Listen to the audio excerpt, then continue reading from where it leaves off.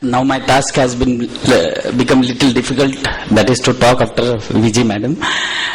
But I will do my best. As we all know, development of binocular vision is a gradual process, that we don't have binocular vision at the time of birth, and it is developed gradually, and its successful development demands the existence of complicated and closely integrated sensory, motor and central mechanisms. The result of abnormality of one or many factors concerned in the development of binocular vision leads to development of squint. The obstacles which predispose to squint can be classified as sensory obstacles, motor obstacles and central obstacles. Today I will be mostly dealing with sensory obstacles, that too of dioptric factors, that is the refractive errors. One thing one has to keep in mind, that the formation of clear image on retina is a prerequisite, or rather a stimulus for the fusion to occur. And our goal for treatment in cases of squint is firstly to achieve binocular single vision, to avoid diplopia, to treat anomalous head posture and sometimes cosmesis. But why? Why we need to treat the squint? Because recent studies have found that binocular sensory function is susceptible to loss throughout the life. And critical factor which underlie loss of binocular vision is total duration of anomalous binocular vision experience. Despite successful realignment, 70% of the patients with strabismus which has been acquired following binocular vision maturation develop permanent deficiency of stereo acuity, and severity of this deficiency is directly proportional to the amount of period that the binocular vision, that the misalignment has been there. So, as I said, formation of clear, sharp retinal image on the retina is a prerequisite for fusion to occur. So, estimation of refractive error and corrected visual acuity is must in all cases of heterotropias and heterophorias. Significant refractive error has to be corrected by appropriate spectacles, and effect of such spectacles has to be estimated before other methods of treatment is undertaken, failing to which can result in wastage of time and effort. I will talk of some case, my own cases. This 5-year-old child was brought by parents with complaints of alternating squint since 3 years of age. The fixation was CSM in both eyes. I did cycloplegic refraction, and it was found to be +5 diopters of sphere in both eyes. I gave full cycloplegic correction, and on review the child is orthophoric. Similarly, this child has alternating inward deviation with CSM fixation pattern in both eyes with cycloplegic refraction of +7.5 diopters with some cylinder. I gave full cycloplegic correction, and as the child was using such a high hyperopia for the first time, I gave her cycloplegic in the form of homoid for 2 weeks, and after 3 months the child is orthophoric. Similarly, this 8-year-old had +4.5 diopters of cycloplegic refraction. She did very well with glasses. Similarly, this one. We all know there is nothing called as magic. All are tricks. So, what are the tricks to have such a good outcome? First is that always, as Dr. Kadiwala has mentioned, always you have to measure deviation at distance and near with an accommodative target. Accurate cycloplegic refraction is must. Either you or your refractionist should be very accurate at it. It really helps to check cycloplegic acceptance sometimes. Just giving glasses doesn't make anything. You have to call the patient and have to see what your glasses has made a difference to the squint. So always review with prescribed glasses. As I have given in that case, you can prescribe weak cycloplegic for the first time users or very high hyperop children. With glasses, you are supposed to check deviation for both distance as well as near. As if astigmatism is uncorrected, it still causes residual blur, which prevents fusion to occur. So associated astigmatism is also has to be properly corrected. Anisometropia has to be treated, and not to forget, amblyopia therapy should go hand in hand with your glass prescription. This lady had already undergone squint surgery, but she still had a residual esotropia. What I did was I did cycloplegic refraction and found very small hyperopia, but I still gave the prescription, and she is orthophoric with glasses.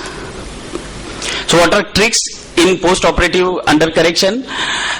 That you do again a cycloplegia, and especially in kids you can consider slightly overcorrection of hyperopic correction in case, or in older children and in adults you can give maximum hyperopic correction with best corrected visual acuity. That means you have to fog the child or patient and have to see that with what is the maximum hyperopic correction which is giving his the maximum vision. If myopia is associated with esotropia, slight undercorrection can be done. The 6-year-old female was brought with inward deviation only for near. On examination, her visual acuity was 6 and 6 both eyes. She was orthophoric for distance, and she had esotropia for alternating esotropia for near. Cycloplegic refraction was not very significant. Before doing cycloplegic, we did a near. We checked near deviation after putting +3 lenses, and she was orthophoric on that. So I prescribed her executive bifocals, and she is orthophoric even for near. So indications for giving a bifocals are high AC by A ratio and orthotropia for distance and esotropia for near. Similarly, this 5-year-old had high hyperopia. For distance, the ET was decreased, but still for near he was having huge esotropia. So this child is again a child who needs executive bifocals as well as multiple follow-ups. I did the same, but he lost 2 follow-ups. Maybe he didn't like me. This is an interesting case. I would like inputs from my seniors as well as the audience. This 4-year-old female, she was following in our institute since last 3 years, but she is following with me since last 2 visits. That's from 6 months only. Her parents complained of alternating inward deviation, which was more for near than distance. Her cycloplegic refraction revealed moderate myopia with considerable astigmatism in both eyes. With this correction, she was orthophoric for distance, but still she had esotropia for near. As she was already on bifocals and I didn't wanted to abruptly stop them, I still continued the same. But with executive bifocals, even with myopia, she is doing remarkably well for near also. So what are the tricks? You have to check deviation always for near and distance. Executive bifocals given should always be bisecting the pupil. You have to start with minimum plus add giving orthophoria when you consider giving bifocals. You can start weaning after 9 years of age, which should be a gradual taper. And you have to, when executive bifocals are given, on every follow-up, you have to check near deviation with the bifocals in place. Divergent squints getting treated by just glasses are very few as compared to the isotropic squints. Acquired myopia, developing divergent squint, they really do well with glasses. But one thing has to be always remembered is that whatever the type of squint, whatever the error of refraction, for comfortable binocular vision, formation of a clear image upon the retina of each eye is very essential. So optical treatment is very necessary. This 3.5-year-old was brought with complaints of IDS. On my examination, the IDS was poorly controlled. Cycloplegic refraction was of having -12 myopia. We gave her full correction, and this is only the picture which is showing you orthophoria. But on assessment, her control of IDS is significantly improved. That's what her parents are telling, and that's what I am getting on my examination. This is again an interesting case. Uncorrected visual acuity 618, IDS, and with hyperopic correction, visual acuity is 6.6. IDS, whether you should give or +4 or not was the question, but still I went ahead with the minimum plus, giving best corrected visual acuity. She is doing well, not only in the picture but also on subjective test too. This is 15-year-old IDS who after having anisometropia with glasses did well. The trick in myopes is that maximum myopic correction with best corrected visual acuity has to be given. Minimum hyperopic correction. In toddlers, especially in preschool going children, you can over minus a little.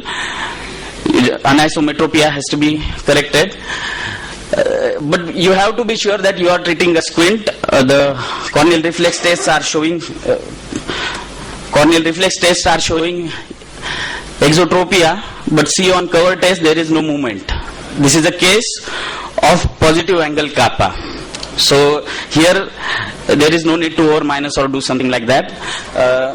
This patient came after multiple VR surgeries with vertical diplopia, with vertical deviation of 25 prism diopters of left, hypertropia. I gave Fresnel. I did something, and he's at least on Hirschberg the reflexes are central. He is doing well and he is diplopia free. I gave him spectacles with stuck-on prisms in the form of Fresnels. Again, after wound repair, secondary IOL, patient came with right hypertropia of 12 prism diopter, complaining diplopia. I gave him, you can see right eye is coming down and left is going up. I gave Fresnel and you see the patient is doing well, there is no deviation, he is orthophoric. So prism glasses can be given in ocular palsy or paresis, restrictive strabismus of small amount, phorias in elderly patients. I have rarely done it, but for the completion. Post-operatively for small amount of squints, AHPs with nystagmus. Role of surgery to prevent diplopia, you have to, in cases of palsies, like in this case, you have to consider it after 9 or 12 months. Sometimes you don't need to do anything.